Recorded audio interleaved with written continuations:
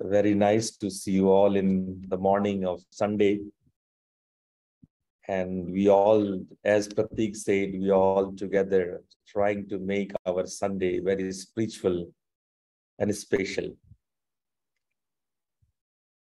हम सभी मिलकर यह प्रयास करते हैं कि हम लोगों का रविवार बहुत स्पेशल हो और सुंदर हो, और हम लोग मिलकर के सत्य को जाने, सत्य के संग हो सकें। और इसके लिए हम लोग बहुत प्राचीन ग्रंथ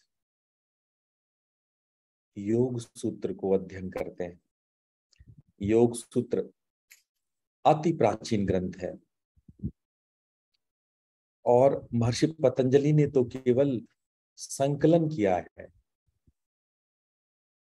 महर्षि Patanjali just compiled the sutras. They were exist earlier than the Patanjali. So this Yoga Vidya is one of the most ancient science. या यूं कहें कि जब से मनुष्यता का विकास हुआ है तब से यह योग विद्या है। We can say the Yoga Vidya, science of yoga, is evolved with the evolution of human being.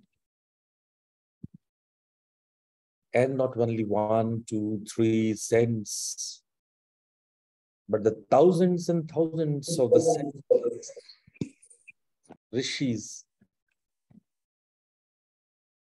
they discovered, they invented so many forms, theories for the yoga. They tried to understand the rhythm, the satya. And somehow, after a long, long time of their understanding and their researches, this Yoga Sutra came out. योग सूत्र कुछ भी नया नहीं है, ना ही पतंजलि का रचित है।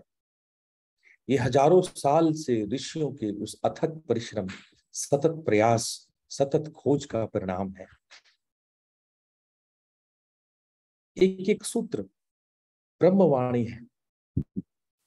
एक एक सूत्र जैसे मानो हजारों साल के ऋषियों के मंथन की आवाज है। जब हम उसे पाठ करते हैं, जब उससे हम जप करते हैं, जब उसके अर्थ पर मनन करते हैं, तो हम कहीं न कहीं उस ऋषि सत्ता को आगाज करते हैं, आवाहन करते हैं, उनके स्पंदन में अपने आप को घोल देते हैं। ये आप न समझें कि ये वार्तालाप हमारे और आपके बीच में हो रहा है। ये सदियों पुराना वार्तालाप है। हजारों हजार साल पहले से ये बातचीत, ये समाधि पर संप्रज्ञात, असंप्रज्ञात, प्रज्ञा, इन सब पर बात हजारों साल से होती आ रही है। जब हम महर्षि पतंजलि के नियमों को दोहराते हैं, उनके सूत्रों को समझने की कोशिश करते हैं, तो हमारी समझ, चेतना का वह स्पंदन, वह प्रयास हमारे आकाश गंगा की उस आवाज के साथ स्पंदित होती है जो हजारों साल से इसी विद्या पर स्पंदित होती आई है। That is very interesting when we talk on Yoga Sutra. It is just not a talking between us, but these vibrations of our sound, our talk, resembles the vibration of the ancient rishis and maharshis and their talkings and their satsang on which they talk about it. That is a very auspicious thing about this discussion of Yoga Sutra. That's why I always say, if you study Yoga Sutra, it is not a simple thing. It is really very auspicious, very spiritual in nature. Even you just start thinking about it, open a book and start reading or chanting the sutras or try to understand the sutras with me, it is not something as simple or just you are reading another type of science. It is something different. ये अलग है. आप चाहे कोई भी विज्ञान पढ़ें, विज्ञान की कोई भी प्रकार को आप अध्ययन करें और योग सूत्र को अध्ययन करें, योग सूत्र के अध्ययन करते ही आप जुड़ जाते हैं. You are connected. That is why it makes a difference with the study of Yoga Sutra and others. Well, आज हम इस रविवार को और सुंदर और आध्यात्मिक बनाने के लिए हम चाहते हैं कि इस जुड़ाव को आप और हम महसूस करें. और इस जुड़ाव को महसूस करने के लिए हमें स्वयं को ईश्वर से जोड़ना होगा. आज हम प्रयास करेंगे कि आप अपनी सत्ता को ईश्वर की सत्ता से जोड़ने का प्रयास. और योग सूत्र का भी कहीं न कहीं किसी न किसी रूप से यह कार्यक्रम है.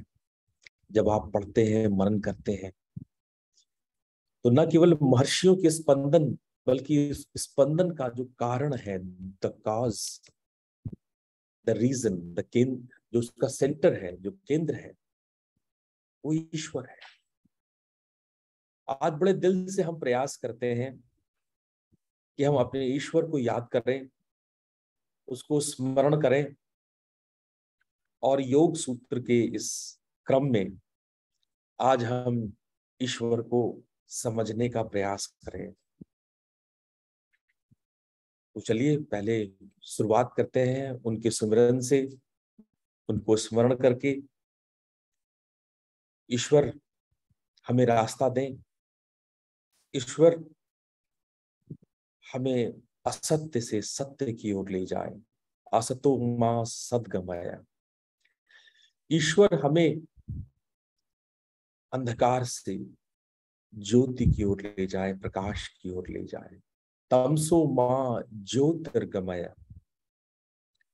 ईश्वर हमें मृत्यु से मोक्ष की ओर ले जाए. मृत्योर मां अमृतम गमय. हमारे भीतर शांति हो, शांति हो, शांति हो. तो चलिए आज ईश्वर की इस सुमिरन में हम सभी शामिल होते हैं. आराम से स्थिर होकर के बैठ जाइए. Sit in a comfortable meditative posture. Make your spine erect. Head and spine in a straight line.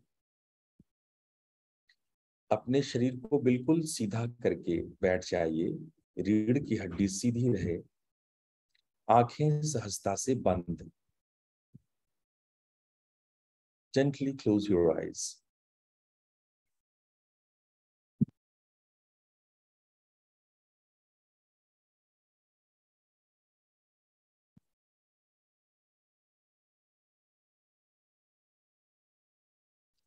शरीर को बिल्कुल स्थिर और शांत करते जाएं. Make your body steady and calm.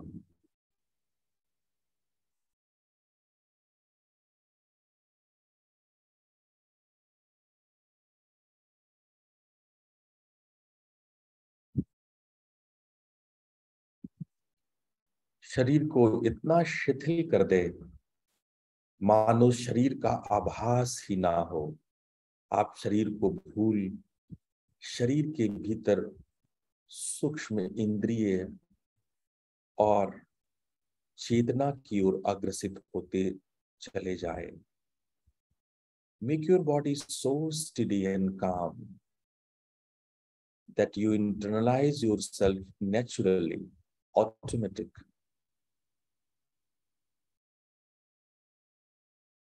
Go deep inside, internalize yourself.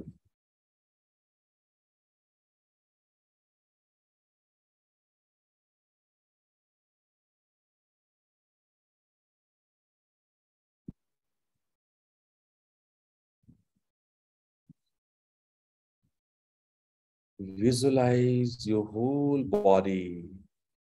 It's just like a prana and consciousness.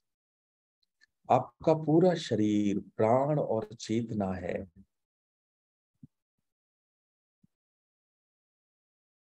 और कहीं गहरे में धीरे धीरे उतरते जाए.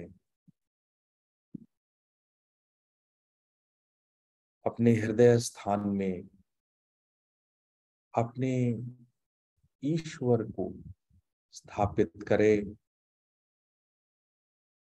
भावना करे. जो भी आपका इष्ट है, जिस भी ईश्वर के रूप को आप मानते हैं, उसको हृदय में विराजित करें.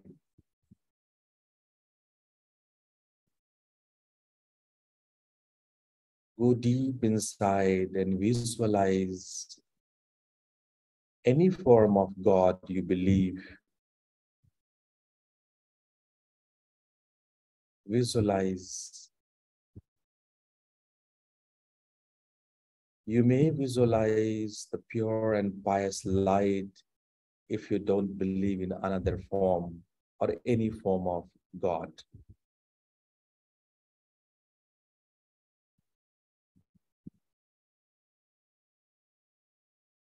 भगवान के किसी भी रूप को आप अपने हृदय में भरें.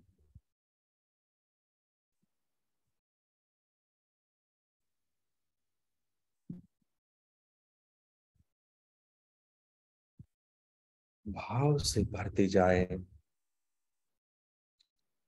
श्रद्धा से भरते जाएं.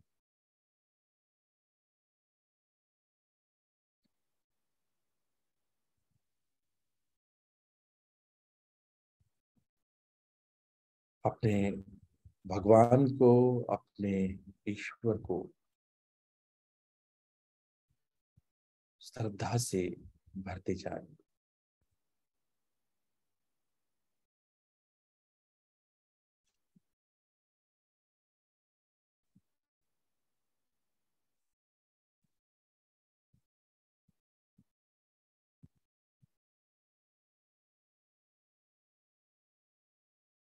अपने परमात्मा से विनती करें, प्रार्थना करें, धन्यवाद दें.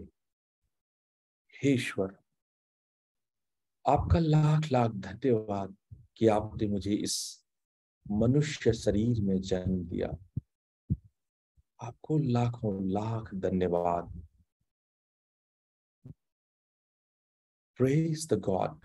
Thanks the God. Oh beloved God, many, many thanks. You gave me a birth in the human beings. भाव से भर जाइए, श्रद्धा से भर जाइए, भगवान के लिए धन्यवाद से भर जाइए. उनसे कहिए कि आपको लाख लाख धन्यवाद, अरबों खरबों धन्यवाद. इस मनुष्य शरीर में आपने इस योग्य बनाया कि मैं अपने कर्तव्य और कर्मों को पूरा कर सकूं. मेरे भीतर जो भी कमियां हैं, जो भी वासनाएं हैं,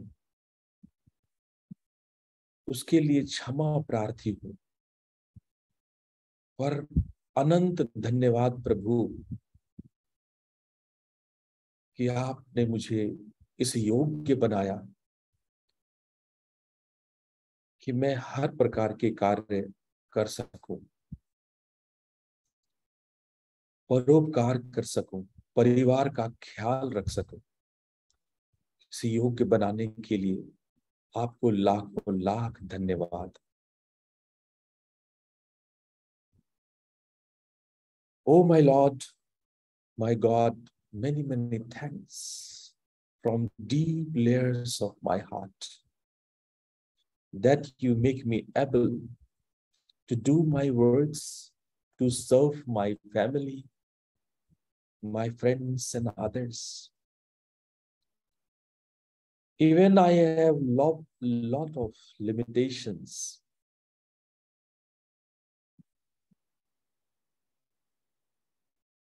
But you make me able to support myself as a human being, as a human. हजार कमियों के बाद भी आपने मुझे अपनाया।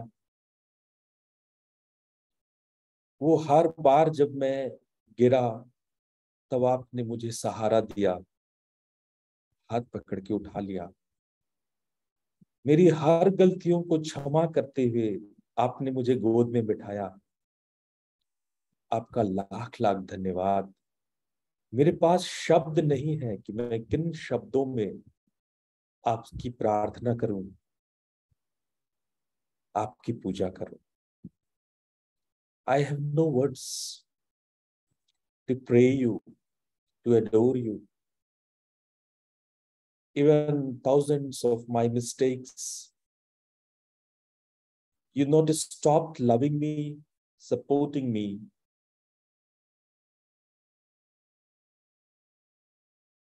and make me sit in your lap. आप अपने प्रभु से, अपने भगवान से, अपने इष्ट से बहुत आर्त होकर आंखों में नमी ला करके प्रार्थना करें, श्रद्धा से भरते हुए। हे ईश्वर, आपका लाख लाख धन्यवाद है कि इन सभी झंझावत के बावजूद भी मुझे मौका मिला कि मैं योग कर सकूं, सत्संग कर सकूं, आपको याद कर सकूं, आपके लिए प्रार्थना कर सकूं। हे प्रभु, आपको लाख लाख धन्यवाद, अनंत अनंत धन्यवाद।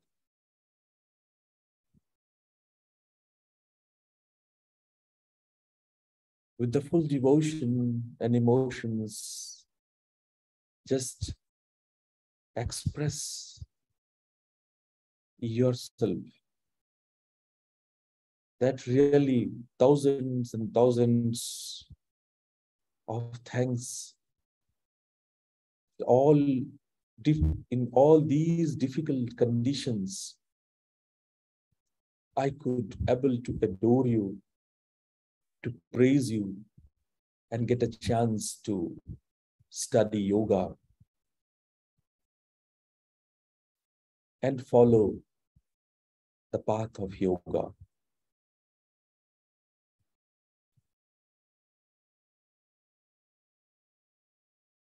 हे प्रभु, मेरे हृदय में आन बसो। हे प्रभु, मेरे हृदय में इस प्रकार से आन बसो कि मैं हर समय आपको महसूस कर सकूं, आपको अनुभव कर सकूं। Oh my God,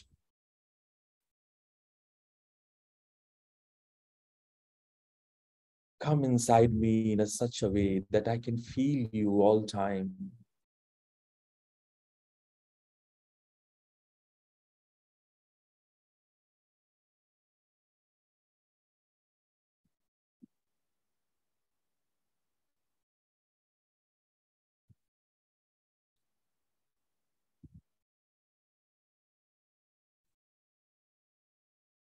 मेरे ऊपर कृपा रखें भगवान। मुझे पता नहीं है किसी तंत्र मंत्र पूजा आराधना में किसी भी प्रकार का कोई भी विधान जो आप तक पहुंचता हो। मैं अज्ञानी हूं, बस मैं प्रार्थना कर सकता हूं कि आप कृपा करें और मेरे हृदय में वास करें। बड़े भाव से उन्हें कहें आप।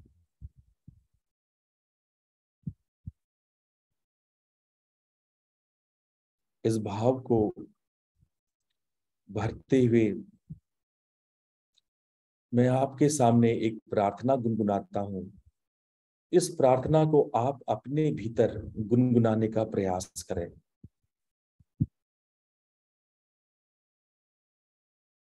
प्रभु जी कृपा करो, मन में आन बसो। प्रभु जी दया करो, मन में आन बसो।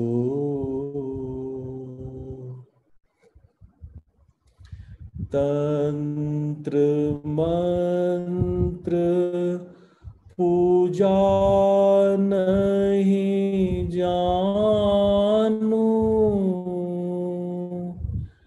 मैं तो केवल तुमको ही मानू। मैं तो केवल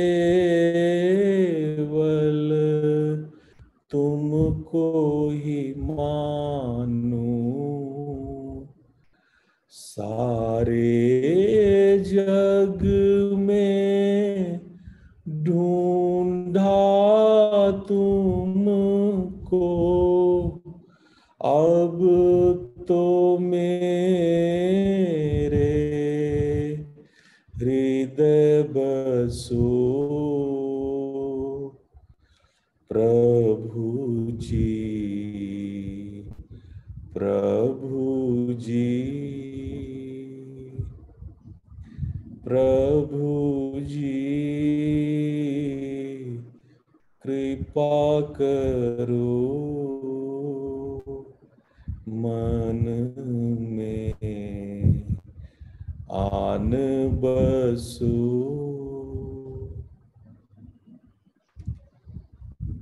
O Lord, O God, come to my heart, come within me as a blessing, as a divine feeling. पूरे भाव के साथ प्रार्थना करें। अब हम लोग ओम मंत्र का उच्चारण 3 बार करेंगे। Now we will chant Om 3 times and Shanti Path after me. For Om chanting, take deep breath in.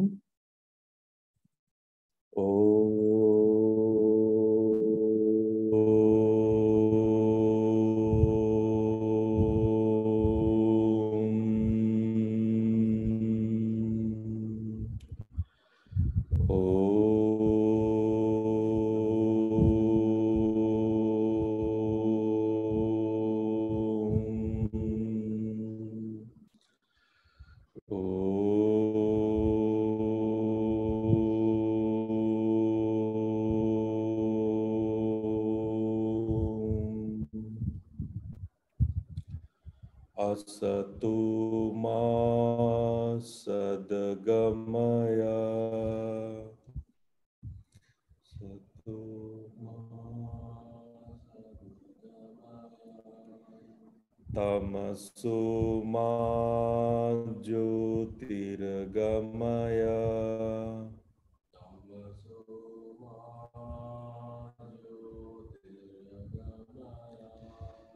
मृत्योर्मामृतं गमय।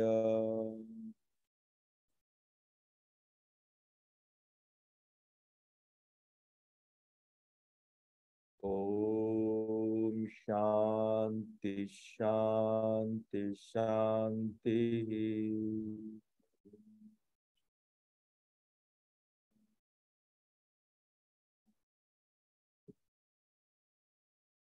Now out of your palms and place your palms over your eyes. धीरे धीरे अपनी आंखें खोलिए। आप लोगों का पुनः स्वागत है। Welcome you once again. ऐसे भगवान को आप हृदय में बसा करके याद करोगे तो किसी न किसी दिन भगवान आएंगे, आपके हृदय में वास करेंगे। और ये मैं नहीं कह रहा हूं, ये सदियों से हमारे वेद, उपनिषद, गीता और यहाँ तक कि योग सूत्र ने भी ऐसा कहा है। आज ईश्वर के इन्हीं सूत्रों को हम अध्ययन करेंगे। ईश्वर को अध्ययन करने से पहले हमने पिछले दिन जो कुछ भी समझा था, देखा था, उसको हम एक बार फिर से दोहरा लें ताकि आगे के इस क्रम में आप ठीक ठीक चीजों को समझ पाए। पिछले दिन हमने 3 सूत्रों को देखा था, उसको हम आपके सामने रख रहे हैं। मेरे बाद आप दोहराइएगा 2 बार। मैं एक बार बोलूंगा, आप उसको 2 बार बोलिएगा। श्रद्धा, वीर्य, स्मृति, समाधि, प्रज्ञा पूर्वक इतरेषाम्। श्रद्धा, वीर्य, स्मृति, समाधि, प्रज्ञा पूर्वक इतरेषाम्। श्रद्धा, वीर्य, स्मृति, समाधि, प्रज्ञा पूर्वक इतरेषाम्। Very good. तीव्र संवेगा नामासन्नः।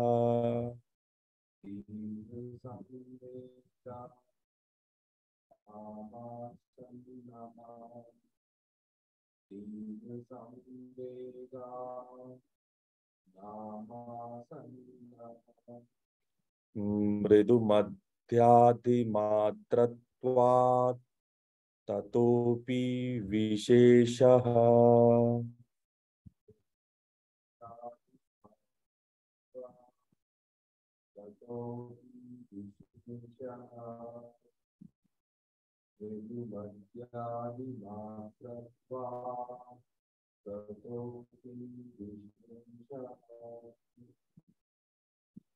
बहुत अच्छा।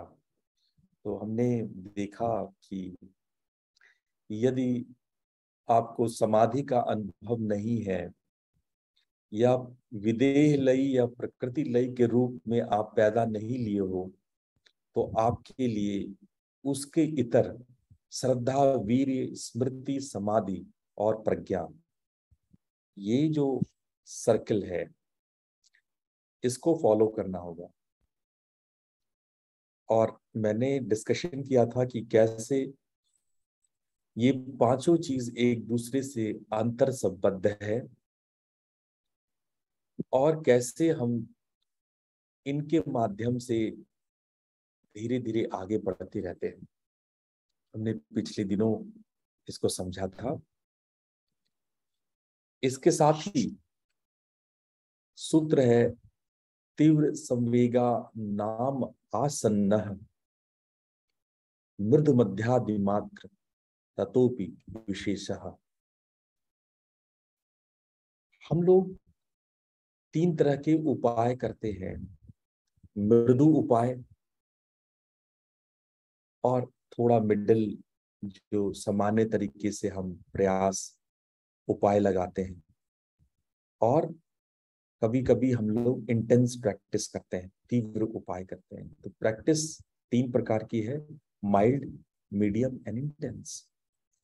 The 3 ways you practice, actually, the mild, the medium and intense. And not only that, your conviction is also in 3 layers. Some people do with the mild conviction. They practice with the mild conviction. If your conviction is mild, then maybe the chances that you grow, your growth in the spirituality may be very slow. Even you practice can grow like medium practice or intense practice, but if your conviction is mild, then your growth is slow. You can see in this table, I wrote here MP plus MC. MP is the mild practice and MC is mild conviction. In another table, you can see MP plus MC, that is medium practice plus medium conviction. And in the third table, you can see IP plus MC, that is intense practice plus mild conviction. Similarly, you can have your 9 layers. आपकी दशा ये 9 प्रकार की हो सकती है। जैसा कि प्रथम कोण में आप देख रहे हैं कि मृदु उपाय और मृदु संवेग, ये पहला है यहाँ पे। उसी प्रकार से अगर आपकी प्रैक्टिस मीडियम है, मध्यम उपाय है और मृदु संवेग है, संवेग कन्विक्शन आपका माइल्ड है, और इस जगह पे आप देखिए आपकी प्रैक्टिस तो इंटेंस है लेकिन संवेग आपकी मृदु है, तो ग्रोथ भी आपका स्लो होएगा। ये 9 एरियाज है। आपको देखना होगा कि आप इन 9 में कहां खड़े हैं। मैं आज आप लोग को एक होमवर्क दे रहा हूं, इस चार्ट को आप देख लीजिए, जिनके पास पेन है वो उसको लिख लें। इस चार्ट को देख करके आप हमें बताएं कि आप इस 9 दशा में कहां खड़े हैं। यदि आप ये आईपी प्लस आईसी इस 9वें कोण पे खड़े हैं, जहां पे आपका संवेग भी तीव्र है और प्रैक्टिस भी इंटेंस है, तीव्र उपाय भी है,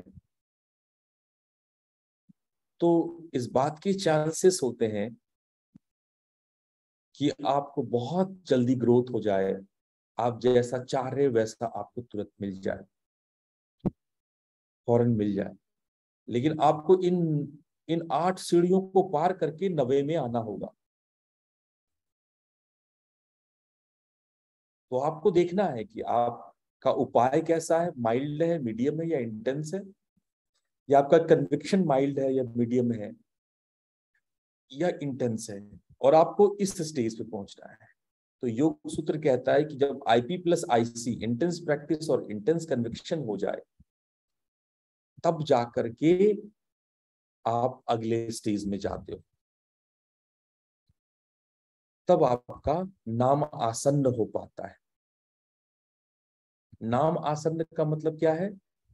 जो भी साधना आप कर रहे हो उस पर आप स्थिर हो पाते हो, दृढ़ता ला पाते हो, और एक जगह दृढ़ होगे तब फिर आप उसके ऊपर आगे की बिल्डिंग बनाओगे। जब पहला ही दृढ़ नहीं है तो आगे की बिल्डिंग नहीं बनेगी, बिल्डिंग गिर जाएगी, टूट जाएगी। तो पहले एक दृढ़ बनता है, उसके ऊपर आप नया फ्लोर बनाते हो, फिर नया फ्लोर बनाते हो। तो ये इस मेथड से मृदु मध्य अधिमात्र, अधिमात्र मतलब तीव्र, तेज, उन सब में सबसे विशेष क्या है? जब तीव्र संवेग हो, तीव्र संवेग और तीव्र उपाय आप अगर लगाओगे तो आप विशेषता को पाओगे, उस विशिष्ट दशा को पाओगे। तत्वों की विशेषता। अब हम लोग आते हैं ईश्वर पे। अगर हम लोग उस विशिष्ट दशा पे आते हैं जहां हमारा संवेग भी तीव्र है और हम उपाय भी तीव्र कर रहे हैं, तो आप पूछोगे तो हम लोग करेंगे क्या? अब ये तो आपने बता दिया कि कैसे करना है, एकदम कन्विक्शन भी पूरा इंटेंस होना चाहिए, प्रैक्टिस भी इंटेंस होना चाहिए। अभ्यास तो आपने समझ लिया, आपने ये भी समझ लिया कि अभ्यास से आप क्या पाओगे, कौन कौन सी समाधियां, वो भी आप समझ गए। सारे संप्रज्ञात, असंप्रज्ञात, और अभ्यास तीव्र होना चाहिए, वैराग्य होना चाहिए, वृत्तियां का निरोध होना चाहिए, सब समझ गया। लेकिन प्रैक्टिस क्या करना है? What is the practice, what to do, हम करने क्या वाले हैं? तो उसका उन्होंने पहला एग्जाम्पल दिया कि हमें क्या करना है। वो है ईश्वर प्रणिधानाद्वा, ईश्वर के प्रति प्रणिधान, ईश्वर के प्रति समर्पण। लेकिन अभी आगे हम बात करेंगे कि उन्होंने एक वर्ड ऐड किया इसमें, ईश्वर प्रणिधान, प्रणिधानात वा। अगर ये वर्ड को तोड़ेंगे, लास्ट के जो 23वां सूत्र है, तो वा शब्द है, प्रणिधानात वा। अब ये वा शब्द क्या है? वा का मतलब होता है भी। ईश्वर के प्रति समर्पण भी एक उपाय है। ध्यान रहे, योग सूत्र केवल भक्ति योग नहीं है, इन्होंने और भी उपाय बताए हैं, वो आगे हम चर्चा करेंगे। अभी तो मैं पहला उपाय बता रहा हूं। ईश्वर सबसे प्रथम, सबसे सर्वमान्य, सबसे बेस्ट, और यूं कहें कि सबसे बेस वही है। बाकी सारे दूसरे उपाय भी वहीं तक लाते हैं। सबसे डायरेक्ट मेथड, पतंजलि सबसे पहले डायरेक्ट मेथड बताते हैं कि ईश्वर के प्रति समर्पित हो जाओ, सारे काम हो जाएंगे। ये डायरेक्ट मेथड है। लेकिन भक्ति योग बहुत लोगों के लिए मुश्किल है, तो उसके बाद उन्होंने ढेर सारे इनडायरेक्ट मेथड भी बताए, जो आगे हम लोग चर्चा करेंगे। वो कई कई और भी मेथड्स बताते हैं कि निराश मत हो, अगर समर्पित नहीं कर पाते हो स्वयं को तो निराश मत हो। और भी मेथड्स है, इसलिए वाह शब्द लगा है। पर ये ना समझना कि वाह शब्द लग जाने से ईश्वर की महत्ता कम होती है। इसको प्रथम स्थान मिला है और सारे रास्ते यहीं तक आते हैं, इसलिए बेस है। बेस में यही है, ईश्वर प्रणिधान, ईश्वर के प्रति समर्पण। अब यहाँ पर बहुत लोग बैठे हैं जिसमें जिन्होंने ईश्वर के अलग अलग रूपों की साधना की है, करते हैं, अलग अलग पंथ को मानते हैं। अलग अलग पंथों और अलग अलग रास्तों में हम लोग ईश्वर की परिकल्पना कभी कभार अलग अलग कर देते हैं। वैसे अलग अलग पंथ होना कोई बुरा नहीं है। ईश्वर अनंत है तो वहां तक के पहुंचने के रास्ते भी अनंत होने चाहिए। पंथ अनेक है तो अच्छा है, और पंथ होने चाहिए, दो 2-3 हजार और भी रिलीजन होने चाहिए। प्रॉब्लम सिर्फ इतना है कि हम आपस में वैमनस्यता कर लेते हैं। इसीलिए योग सूत्र ने ईश्वर को एक डेफिनेशन दिया, और ये डेफिनेशन ऐसा है कि आप किसी भी रिलीजन में जाओगे, किसी भी पंथ में जाओगे, तो इस डेफिनेशन से कोई इनकार नहीं करेगा। घुमा फिरा करके ईश्वर को यही इसी तरह से डिफाइन किया जाता है।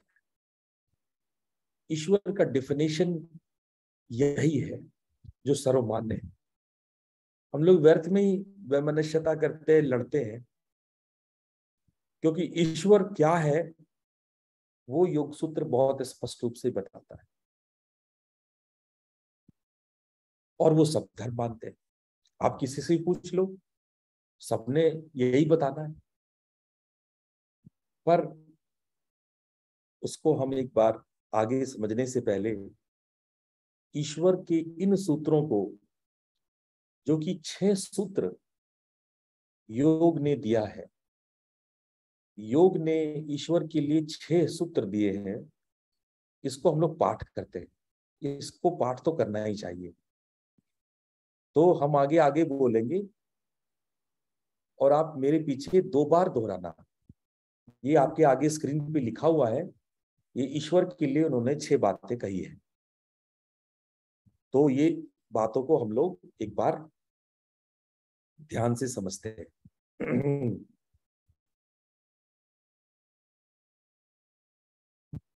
ईश्वर प्रणिधानात्वा, ईश्वर प्रणिधानात्वा, ईश्वर प्रणिधानात्वा, क्लेश कर्म विपाकाशयैरपरामृष्टः पुरुष विशेष ईश्वरः। क्लेश कर्म विपाकाशये परामृष्ट पुरुष विशेष ईश्वरः।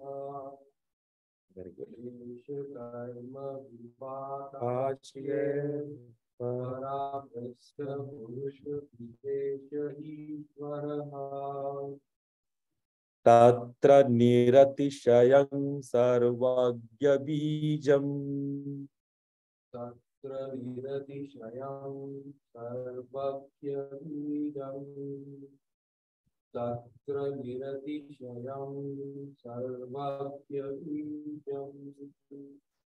पूर्वेषामपि गुरुः कालेनानवच्छेदात्, पूर्वेषामपि गुरुः कालेनावच्छेदात्, पूर्वेषामपि गुरुः कालेनावच्छेदात्। तस्य वाचकः प्रणवः, तस्य वाचकः प्रणवः, तस्य वाचकः प्रणवः। तज्जपः तदर्थ भावनम्, तज्जपः तदर्थ भावनम्, तज्जपः तदर्थ भावनम्। बहुत सुंदर।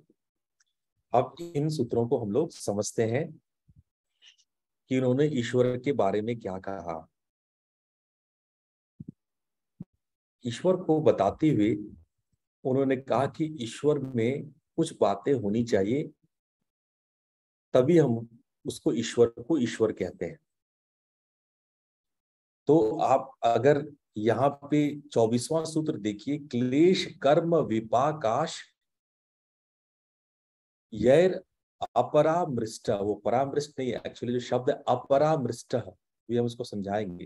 क्लेश कर्म विपाकाश यैर अपरामृष्ट पुरुष विशेष, अपरामृष्ट विपाकाशय अपरामृष्ट, क्लेश कर्म विपाक और आशय।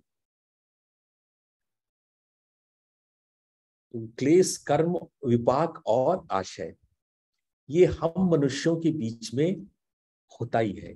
क्लेश सब जानते हैं, है ना। हम लोग के बीच में दुख है, तकलीफ है ना। ये दुख तकलीफ को क्लेश कहते हैं। क्लेश कर्म, कर्म क्या है? जो हम लोग कर्म करते हैं, कर्म के बंधनों में फंसते हैं, फिर उस कर्म के को फिर पूरा करते हैं। आपने किसी के लिए कोई कर्म बना दिया तो उस कर्म को फिर अगले जन्म में पूरा करते हैं उसको, है ना। उस विपाक और आशय, विपाक का मतलब उसका फल। आप जो दुख है, जो आपके कर्म है, उसका विपाक, विपाक मतलब उसका फल। और आशय, उसका जो आप जहां जमा करते हैं उसको, उसका जो जहां आप संग्रह करते हैं, आशय, है ना। तो उसके उसके फल को, उसके रिजल्ट को, जो दुख और क्लेश और कर्म आप करते हैं, झेलते हैं, ये सारा कुछ अपरामृष्ट, ईश्वर उससे अछूता रहे। अपरामृष्ट मतलब अछूता रहना, उससे उसका टच भी नहीं होता है, उससे अछूते रहते, अपरामृष्ट रहते। अपरामृष्ट मतलब उससे उनका कोई लेना देना नहीं है, कोई टच नहीं है। क्लेश, कर्म, विपाक और आशय, ये चार चीज, इन चारों से ईश्वर अपरामृष्ट होते हैं, उससे वो अनटच्ड होते हैं। कर्म और उसके फलों से, दुख और उसके अनुभवों से वो अपरामृष्ट रहते हैं, वो अछूते रहते हैं। अगर आपके ईश्वर ही दुखी रहने लगे, कर्मों के बंधन में फंसने लगे, उनमें विपाक और आशय होने लगे, तो काहे के ईश्वर? तो ईश्वर इन सब से परे रहते हैं, इन सब का उन पर कोई असर नहीं पड़ता है। फिर उन्होंने दूसरा शब्द है पुरुष विशेषः। अगर आप 24वें सूत्र को जाएं तो क्लेश, कर्म, विपाक और आशय से तो अपरामृष्ट रहते ही है, उससे तो अछूते रहते ही है, और वो पुरुषों में विशेष है। यहाँ पुरुष कहा गया आत्मा को। पुरुष और प्रकृति हमने पहले भी चर्चा किया ना, पुरुष और प्रकृति। यहाँ पे पुरुष का अर्थ वो उस पुरुष, प्रकृति पुरुष, उस आत्मसत्ता से है ना। इसीलिए गीता में पुरुष विशेष को लिखा गया पुरुषोत्तम। पुरुषोत्तम कहा गया उनको, पुरुषों में उत्तम, पुरुषों में विशेष ईश्वर। वो सामान्य आत्मा नहीं है, उनमें कुछ विशेष है। आत्मा तो सब है, सारे पुरुष ही हैं, लेकिन उनमें से कुछ विशेष ईश्वर होता है। उनमें से उत्तम, पुरुषोत्तम वो ईश्वर होता है। फिर अगली बात कहते हैं, तत्र निरतिशयम सर्वज्ञ बीजम। और वो जो ईश्वर है वो निरतिशय है, और जिनमें सर्वज्ञता का बीज होता है। निरतिशय है और जिसमें सर्वज्ञता का बीज रहता है। अब ये सारे शब्द समझने जैसे।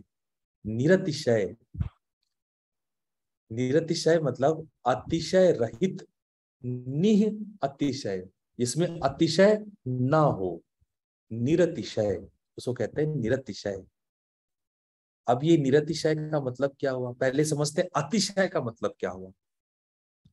अतिशय से समझ जाएंगे, जिसमें अतिशय नहीं हो, रहित है उससे, नहीं है उससे, तो उसको कहेंगे निरतिशय। तो अतिशय मतलब क्या है? अतिशय का मतलब होता है, अति, पहले आते हैं वर्ड अति से। अति मतलब कोई चीज का अति हो जाना, कहते हैं ना अति सर्वत्र वर्जेत। अति हमेशा बुरा होता है, कि किसी चीज का अति मत करो, डोंट डू टू मच, है ना। अति हमेशा बुरा होता है, चाहे वो अति में कुछ भी हो जाए, पॉजिटिव हो या नेगेटिव हो। कोई अति उत्साह हो जाए, अति खुश हो जाए, या अति दुखी हो जाए, अति निराश हो जाए, तो अति हमेशा बुरा होता है। कोई भी चीज आप अति में कर देते हो, अत्यधिक खाना खा लेते हो, अत्यधिक सो लेते हो, अत्यधिक मनोरंजन करते हो, तो अति हमेशा बुरा होता है। अतिशय, जिसका अति स्थिर हो जाए, अति में शयित हो जाए, अति जो अति करने लगे, जो अति में जीने लगे, वो अतिशय है। जिसमें अतिरिक्तता हो हमेशा वो। तो यहाँ पे ईश्वर का कहने का मतलब है कि वो अति नहीं है, वो बैलेंस्ड है, वो सम्यक। उनके लिए जो शब्द दिया जाता है वो अति नहीं, बल्कि एप्रोप्रिएट, सम्यक। जब भी ईश्वर शब्द आएगा तो सम्यक शब्द आएगा, अतिशय नहीं आएगा। ये मत समझो भगवान का मतलब अति, अति नहीं, एप्रोप्रिएट, सम्यक। तो उन्होंने कहा निरतिशय, जिसमें अतिशय नहीं है, वो निरतिशय।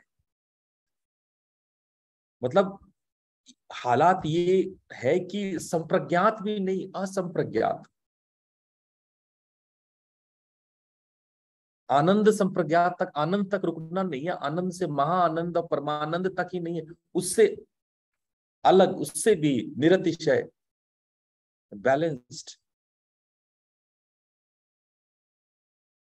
ईश्वर जो है वो निरतिशय है, सम्यक है, एप्रोप्रिएट है, जिसमें सर्वज्ञता का बीज हो। जो सर्वज्ञ है उनको सब पता है, वो सब जानते हैं। ओमनिसियंस है, सर्वज्ञ मतलब ओमनिसियंस। तो वो ओमनिसियंस भी है, उनमें कोई चीज का अति नहीं है, क्योंकि वो कंप्लीट है। वो कंप्लीट है, इसीलिए उनमें कोई चीज का अति नहीं है। पुरुष विशेष, पुरुष अपने जीवन में जो भी कर सकता है, करता है, वो ऐसे विशेष है जो सब कुछ कर सकते हैं। ओमनीपोटेंस, पुरुष विशेष का मतलब ओमनीपोटेंस, जो सब कुछ कर सकता हो, पुरुषों में विशेष है, पुरुषोत्तम है। जो पुरुष भी नहीं कर पाएगा उसको पुरुषोत्तम कर लेगा। यह भाव है ओमनिपोटेंस का, सर्वकर्तृत्व का, जो सब कुछ कर सकता हो। जो मनुष्य नहीं कर सकता हो वो भी वो कर सकता हो, पुरुष विशेष। विपाकाशय, अपरामृष्ट, जो नियति के फलों से नहीं बंधता है।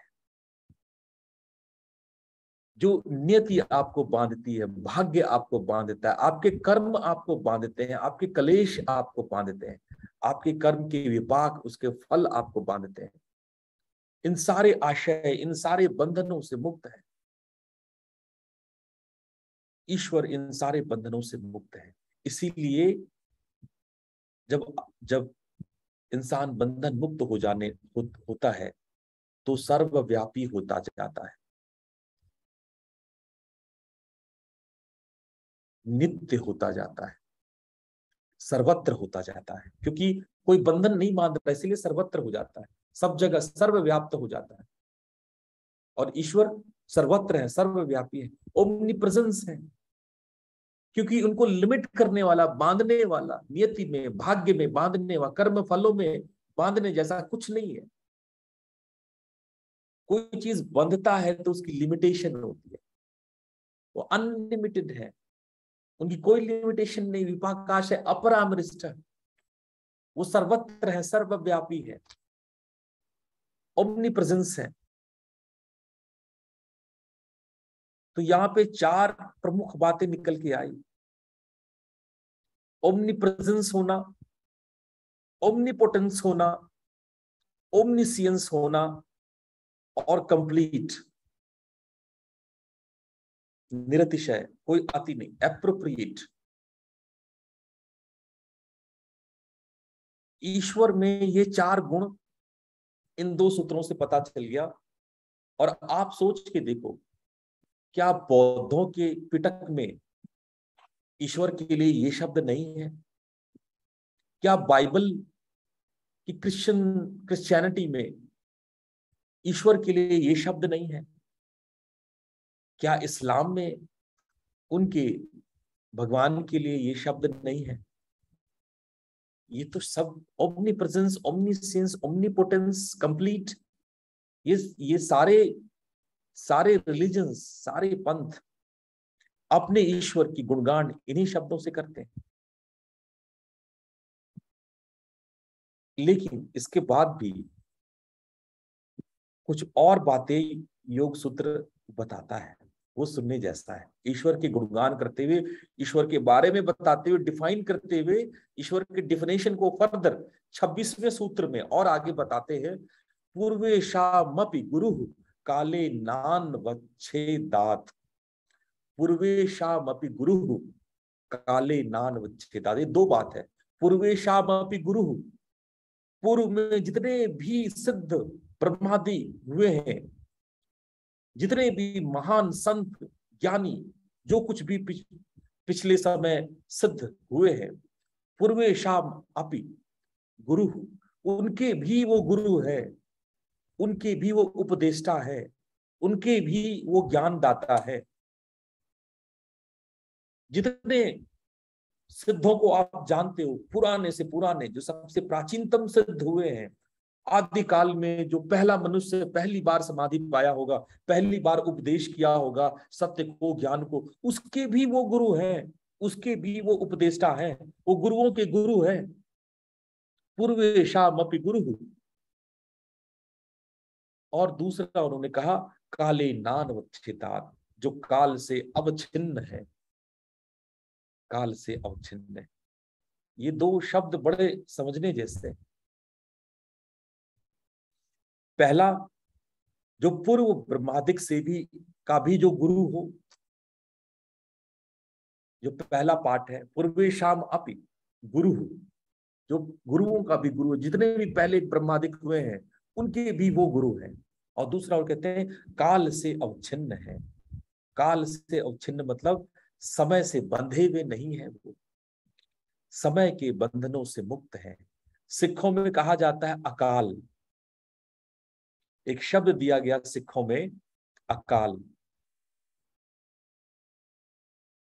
ये उसी ईश्वर के लिए जो काल से बंधते नहीं, काल मतलब समय की सीमाओं से बंधते नहीं है,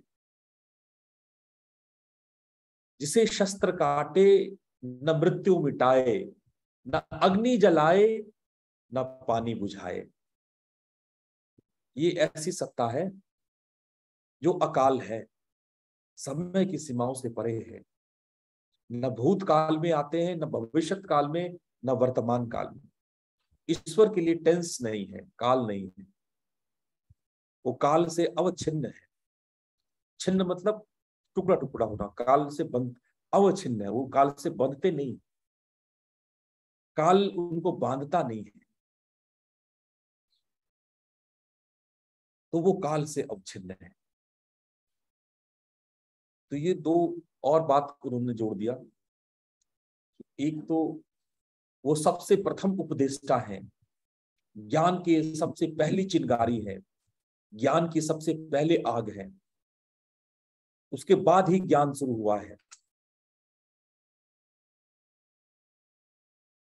और दूसरा उन्होंने कहा कि जो काल से अवच्छिन्न है, जो जो समय की सीमाओं में नहीं बंधते, जो सदैव है, जो हमेशा से है, जो सनातन है, जो रत है, हमेशा से थे, कल भी थे, आज भी हैं, कल भी रहेंगे, वो है ईश्वर। अब इतनी बातें उन्होंने ईश्वर के लिए कह दी, हमें लगता नहीं है कि इससे ज्यादा कोई डिफिनेशन ईश्वर का होता होगा। इन 6 बातों को जोड़ दिया जाए, कौन सी 6 बात?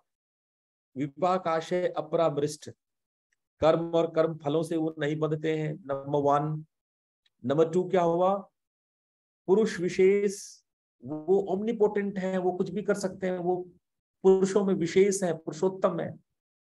नंबर 3 निरतिशयम, वो कंप्लीट है, वो किसी भी अति में नहीं है, एप्रोप्रिएट है। चौथा ओमनिसियंस, वो सर्वज्ञ है, उनमें सर्वज्ञता का बीज है, वो ओमनिसियंस है, उनको सब पता है। 5वां उन्होंने बताया कि वो गुरुओं के भी गुरु हैं, वो सारे जितने उपदेष्टा हुए हैं पूर्व में, उनसे भी पहले है, वो उनके भी गुरु हैं। और 6वां उन्होंने बताया काल से अवच्छिन्न, वो काल से बंधे हुए नहीं है, अकाल है। तो ये 6 गुण ईश्वर के हैं। और ईश्वर के बारे में बताते हुए पतंजलि कहते हैं, इस सूत्र पर हम जाते हैं पहले। तस्य वाचकः प्रणवः। तस्य मतलब उस ईश्वर को, वाचकः प्रणवः, उसको हम प्रणव के रूप में उसका वाचन करते हैं, यानी उस ईश्वर को प्रणव के रूप में हम जानते हैं, जाना जाता है या बोलते हैं, वचन किया जाता है। उनका नाम है, उनका रूप है। क्या रूप है? ओम। प्रणव मतलब ओम। ओम ही उनका रूप है, उनका नाम है।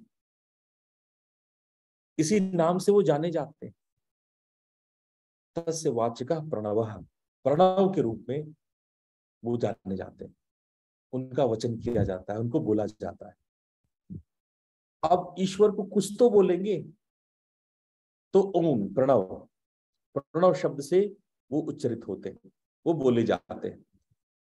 ईश्वर को हम बोलने के लिए कोई तो शब्द इस्तेमाल करेंगे, तो वो ओम है। तो आगे वो बताते हैं कि हम ये प्रणव ओम, इसमें अपने प्राण को निछावर करते हैं, इसमें हम प्रणिपात करते हैं, इसमें हम प्रणिधान होते हैं।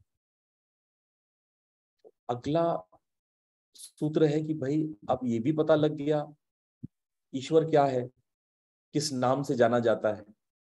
अब हम साधना कैसे करेंगे? प्रैक्टिस क्या है? चाहे वो माइल्ड हो, चाहे वो मीडियम हो, चाहे इंटेंस हो, प्रैक्टिस क्या है? तत् जपः तदर्थ भावनम। तत् जपः तत् अर्थ भावनम। देखो इसको तोड़ के पढ़ो, ये जो शब्द है ना, ये 28वां सूत्र, तत् जपः लिखा हुआ है ना, ये तत् जपः तदर्थ, तदर्थ का मतलब होता है तत् अर्थ, तत् अर्थ भावनम। तत् जप तत् अर्थ भावनम, ऐसे तोड़ दो उसको। ठीक है, तत् जप तदर्थ भावनम। जप, उसका जप यानी प्रणव का जप, उसका अर्थ भावना करना चाहिए। साधना यानी उसका भावित, साधना करते हैं वो भावना करना चाहिए। किसका, कैसा भावना करना चाहिए? उसका जप और उसका अर्थ। अर्थ का मतलब पहले समझ लो। जप का तो हमको मालूम है, आप सब लोग जानते हो, reciting, when you recite, when you keep on reciting. अर्थ का मतलब क्या है? यहाँ पे अर्थ का मतलब मीनिंग नहीं है, it is not about the meaning. कई बार हम लोग अर्थ शब्द को मीनिंग में ले लेते हैं, लेकिन पतंजलि ने अर्थ शब्द को, पूरे योग सूत्र में कई बार ये शब्द आएगा, अर्थ शब्द आएगा। अर्थ का मतलब मीनिंग नहीं है। अर्थ शब्द का क्या मतलब है कि वो उनका स्वरूप है। तत् जप, उनका जप और उनका स्वरूप को ध्यान करना।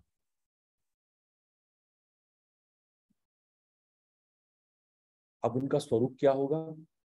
ये आपके इष्ट है। कोई नाद मान ले, कोई प्रकाश मान ले, कोई भगवान कृष्ण को मान ले, कोई भगवान शंकर को मान ले। आपके पास अनेकों अनेक रूप हैं, अरूप भी है, निराकार भी है। चाहे ईश्वर को अर्थ के रूप में या उनके रूप को लेकर के आपकी जो भी मान्यता है, जिस धर्म, जिस पंथ को आप फॉलो करते हैं, जिस स्वरूप को भी फॉलो करते हैं, आप फॉलो करें। इसीलिए ओम शब्द किसी हिंदू धर्म का नहीं है।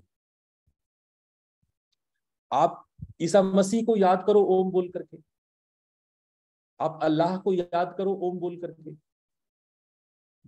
आप भगवान बुद्ध को याद करो ओम बोल करके।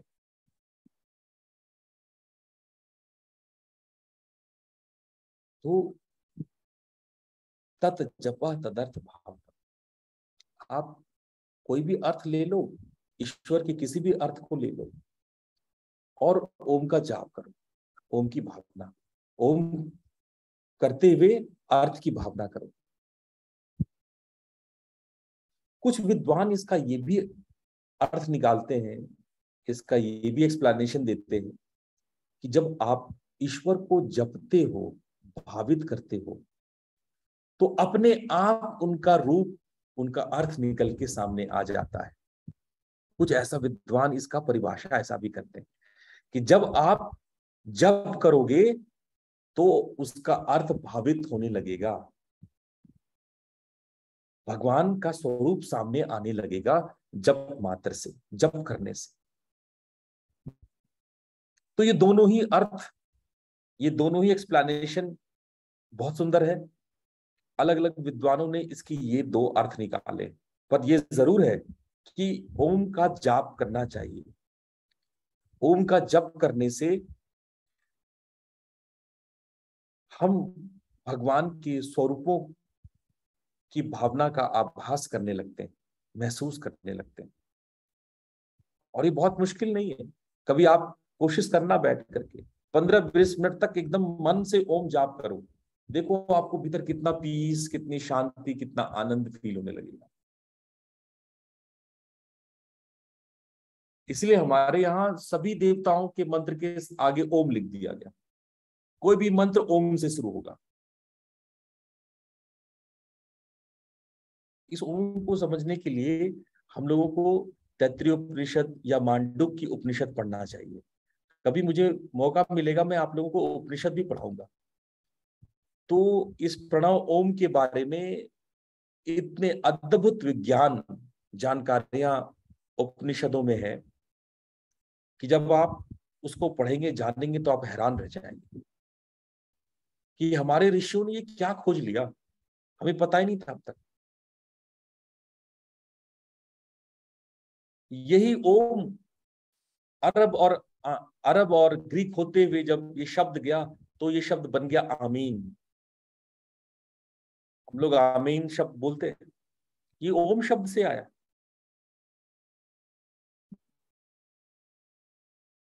तो कहने का मतलब ये है कि ये ओम शब्द किसी न किसी रूप में पूरे विश्व में ईश्वर के लिए प्रयुक्त होता है। अब अगर इसको देखना है तो इसको भावना कीजिए, इसको प्रैक्टिस कीजिए। जब आप प्रैक्टिस करेंगे तो आप इसको समझ पाएंगे।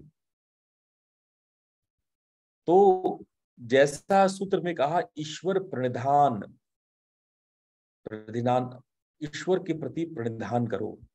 अब कैसे करेंगे? जब अर्थ की भावना करेंगे, जब करेंगे, अर्थ की भावना करेंगे। और जब किसका करेंगे? ओम का करेंगे, प्रणव का करेंगे। और ये ओम है क्या?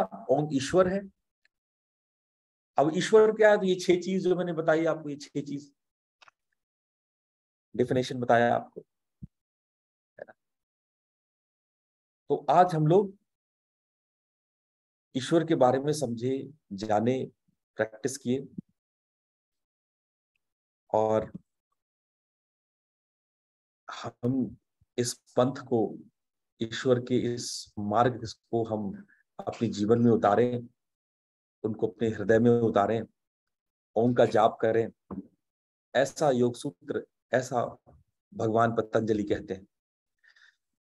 चलते चलते यदि किसी का कोई प्रश्न हो, आप में से कोई कुछ कहना चाहता हो, प्रश्न पूछना चाहता हो, तो मैं शॉर्ट में ले सकता हूं, अन्यथा फिर हम लोग अगले रविवार को मिलेंगे।